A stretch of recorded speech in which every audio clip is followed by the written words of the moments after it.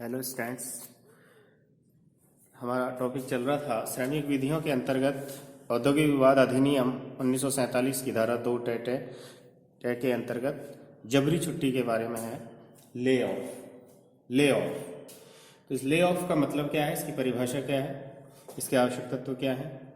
अधिनियम की धारा 2 में औद्योगिक विवाद संशोधन अधिनियम 1953 द्वारा एक अन्य उपधारा 2 टे जोड़ी गई है, जिसमें जबरी छुट्टी को परिभाषित किया गया है।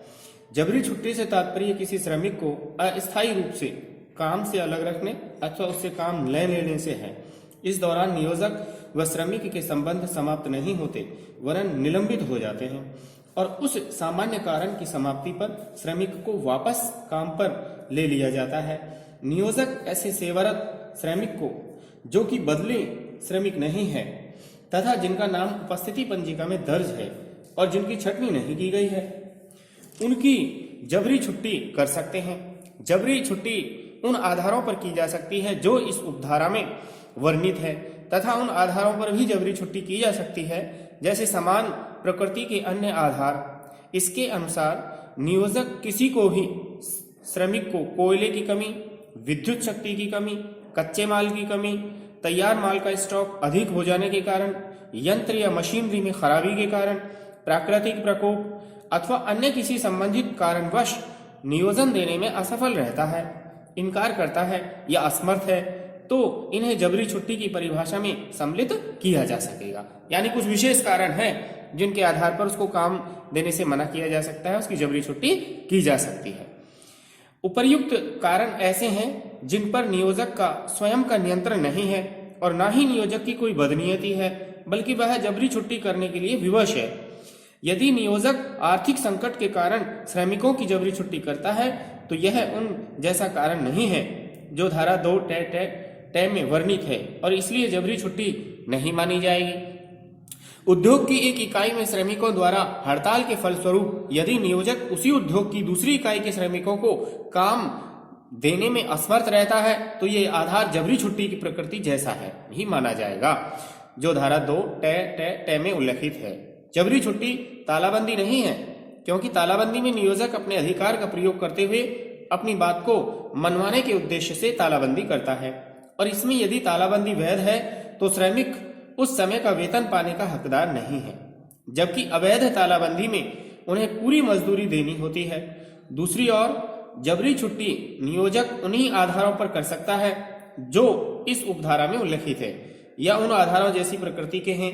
यदि जबरी छुट्टी करने के पीछे नियोजक की बदनीयती है या वह श्रमिकों की विद्वेषपूर्ण भावना से जबरी छुट्टी करना चाहते हैं तो वह जबरी छुट्टी नहीं मानी जाएगी। इसी तरीके से इस उपधारा के स्पष्टीकरण में ये कहा गया है कि यदि कोई श्रमिक जिसका कि उस औद्योगिक संस्था की उपस्थिति पंजिका में नाम निर्दिष्ट है और किसी निश्चित समय पर अपने आप को कार्य के लिए उपस्थित करता है, लेकिन नियोजक इस निर्धारित समय के 2 घंटे के भीतर उसे कार्य नहीं देता है, तो उस श्रमिक की उस दिन की जबरी छुट्टी मानी जाएगी।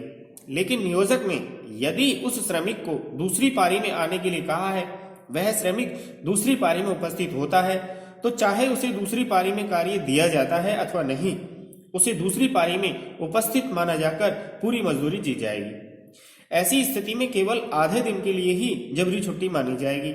विद्युत शक्ति की कमी के कारण यदि नियोजक प्रतिदिन आधा घंटा जबरी छुट्टी करता है तो पूरे समय को जोड़कर, जैसे कि 7 दिन आधा घंटा छुट्टी करने पर 3.5 घंटे की जबरी छुट्टी मानी जाएगी। श्रमिक को जबरी छुट्टी के दौरान प्रतिकर प्राप्त करने के लिए प्रतिदिन कार्य के समय एक बार उपस्थित होना होगा और यदि वह उपस्थित नहीं होता है तो धारा 25 ग के अधीन प्रतिकर प्राप्त नहीं कर सकता, यद्यपि उसके नियोजक से संबंध बने रहेंगे। उपस्थित नहीं होने पर उसे छटनी नहीं माना जाएगा। एक केस है प्रकाश कॉटन मिल्स लिमिटेड वर्सेस राष्ट्रीय मिल मजदूर संघ 1987 LLJ। इस केस में उच्चतम न्यायालय द्वारा यह भी निर्धारित किया गया है कि यदि नियोजक ने ऐसी परिस्थिति वश उद्योग बंदी की है जो उसके नियंत्रण में नहीं है, तो भी कर्मकारों को जबरी छुट्टी का प्रतिकर देय होगा, चाहे नियोजक ने कथित उद्योग बंदी स्थायी आदेश के उपबंधों के अनुरूप ही क्यों न की हो। नेक्स्ट केस है hop textiles limited versus Madhya Pradesh राज्य 1993 LLJ। इस मामले में उच्चतम न्यायालय ने किसी उद्योग में उत्पन्न आर्थिक तंगी को जबरी छुट्टी का आधार नहीं माना। इस तरीके से ये जबरी छुट्टी के बारे में बताया गया। नेक्स्ट कल। Thank you.